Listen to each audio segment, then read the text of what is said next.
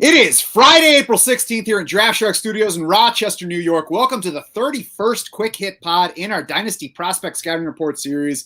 I'm your host, Matt Schauf. With me, as always, is Jared Smola. You can now find 37 rookie scouting reports on DraftSharks.com. Every one of those is free to read. They will keep coming right up until the NFL draft, which is getting pretty close at this point.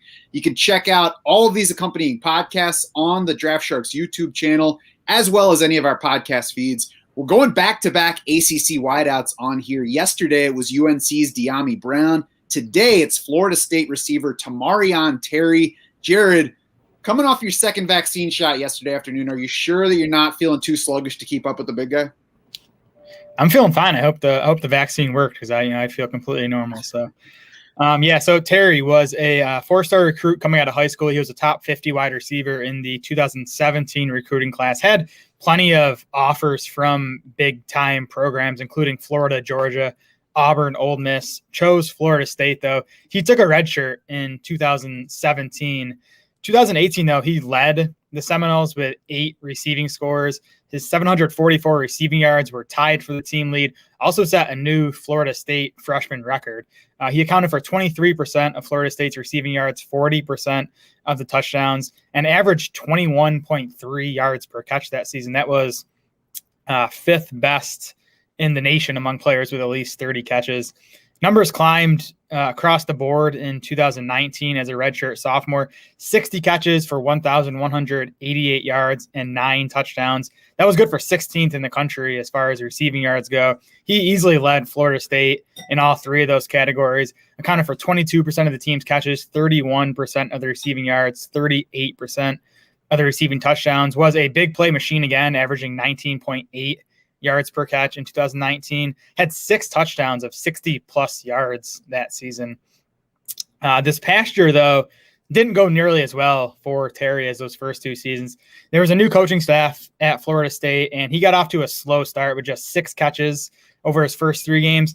Had a big week in week 4 for Florida State against Notre Dame, 9 catches, 146 yards, and a score in that game.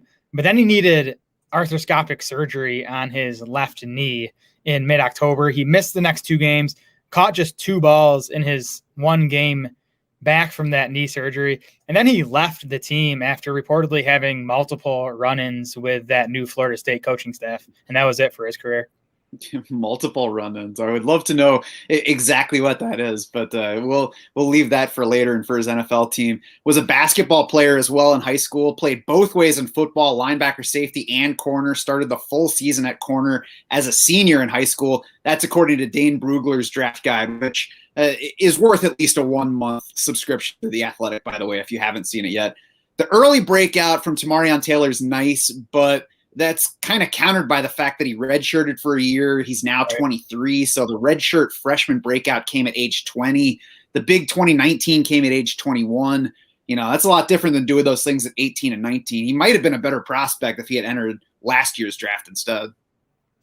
Yeah, it seems that way. I remember hearing his name during, the 2019 college football season of, him being a pretty big time prospect. Getting to the tape here, he's big and fast. He's 6'3", 207 pounds, ran a 4.4 540 at his pro day. And, that's mostly how he won at Florida State. He was just bigger and faster than a lot of the college defensive backs that he faced.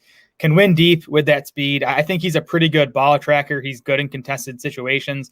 Also, pretty good at after the catch. I wouldn't say great. That combination of size, power, speed shows some elusiveness after the catch, so he can make plays for you there. A large chunk of his catches at Florida State, at least that I saw, were either screens or deep balls. Not much in between, and really he's not a good route runner on the short and intermediate stuff. He struggles changing direction. He struggles getting in and out of his breaks, and that was kind of confirmed at his pro day. He had a 22nd percentile 3-cone time, a 6th percentile short shuttle time. Those are drills that measure a guy's agility and stop ability. I don't want to make this comparison, but his testing results were sort of similar to DK Metcalf. Big, fast in a straight line, but struggles changing directions. Terry isn't nearly as strong of a prospect. I didn't even see, that much similarity between them on tape. Just that's kind of how he tested. So, was sort of a one-dimensional receiver at Florida State with most of his stuff just coming downfield. Yeah, substandard agility in testing, as you mentioned, a low-level vertical as well. All of that matters a little bit less because he is tall and fast, but once we get to a certain point in both the NFL draft and our rookie drafts, I mean, we are splitting hairs between these guys. So that's a significant hair to split if you're deciding between him and somebody else. It's also kind of the limitation that we said with De'Ami Brown yesterday, where you saw deep stuff, you saw short stuff, and then he's kind of lacking the in-between stuff. And maybe that points to a lower overall ceiling at the NFL level. 2019, though, he averaged 58 yards on his 9 touchdown catches. That led the country according to NFL.com. So he's certainly got that to his game. Played both outside and inside at Florida State, but he looks to me like he's pretty strictly an outside guy for the NFL. To that end, the mock draftable comps include some names of guys who have succeeded and have shown their talent at the NFL level. It includes Michael Floyd, whose name always makes me shudder at this point, but was a talented player at least. It includes Gabriel Davis, who was, of course, a 4th-round pick of the Bills last year, similar college production at UCF, gave us exciting flashes as a rookie, has some people excited about his future. Then, of course, the Bills went out and signed Emmanuel Sanders to play ahead of him for 2021. So I think that starts to get to the NFL and fantasy outlook for Tamorrion Taylor. What do you have for that section? Yeah, I think the Floyd and Davis comps make sense to me. Again, as you mentioned, Davis was a 4th rounder. I think Terry, to me, should land in similar range. The difference between, Davis and Terry specifically, Davis was super young as an incoming rookie. You mentioned Terry already 23 years old. So you take the advanced age, that poor agility on tape and in the testing. I'm not very optimistic that he's going to become a better route runner at the NFL level and, be a complete wide receiver. That said, big, fast guys are never bad bets if you get into the later rounds of your dynasty rookie draft. So I do think Terry has some upside, again, sort of like with De'Ami Brown. I mean, I think you want him to land in a vertical offense with a big armored passer because that's where he's going to, make his hay at the NFL levels on those downfield shots.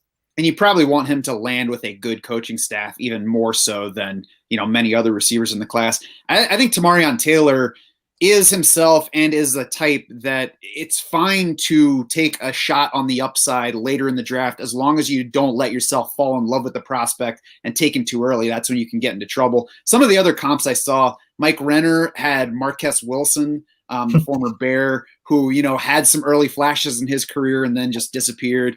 Lance Zierlein says Marquez Valdez-Scantling. Dane Brugler also came up with the MVS comp, but said he has, quote, upside to be a more dynamic version of MVS. So, I mean, that's what you can bet on in, say, round 4 of a rookie draft. If you go any earlier than that, then there's more bust potential to the pick. It's worth noting, too, you mentioned the knee scope on his left. He also had meniscus surgery on his right knee the year before. So you don't like a 23-year-old who's already had surgery on both knees. Do like the upside again, as long as you're not going too early. I think there's some stuff to like here. Tamorrion Terry, we got to work on that with you. I think you've said Taylor twice already. There you go, Tamorrion Terry. So if you can't say his name, then it's probably even a better signal that you shouldn't be drafting him. Let's go with Tamorrion. It's another sweet name. Plenty of good names in this wide receiver class. Right. It is a packed name class. We got more to come. But for now, you can head over to DraftSharks.com if you want to see the full scouting report on Tamorrion Terry. While you're there, check out the 36 other prospect scouting reports as well. Check back for more right up until the NFL draft. As I mentioned, they're all free to read, but if you become a DS Insider, you can see where all these guys land in our dynasty rankings. Most of them are in there already. They will, of course, move as we get NFL homes.